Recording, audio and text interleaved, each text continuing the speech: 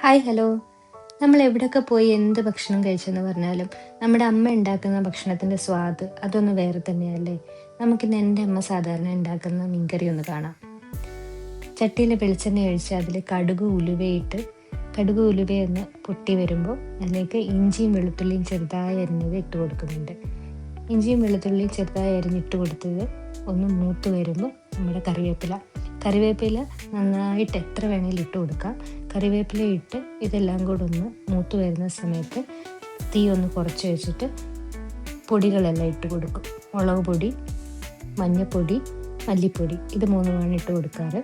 ഇത് മൂന്നും ഇട്ട് കൊടുത്ത് തീ നന്നായിട്ട് കുറച്ച് വെച്ച് അതൊന്ന് ചൂടാക്കുന്നത് അധികം മുറുകി പോകരുത്. അത് നന്നായിട്ടൊന്ന് മൂത്ത് വരുമ്പോഴത്തേക്കിന് അതിനകത്ത് ആവശ്യത്തിനുള്ള വെള്ളം, എത്രയാണോ നമുക്ക് മീനിന് ആവശ്യമായിട്ടുള്ള വെള്ളം അത്രയും വെള്ളം ഒഴിച്ചു കൊടുക്കണം. വെള്ളം ഒഴിച്ചു കൊടുത്തിട്ട് നമ്മുടെ കുടംപുളി ഇട്ട് കൊടുക്കും.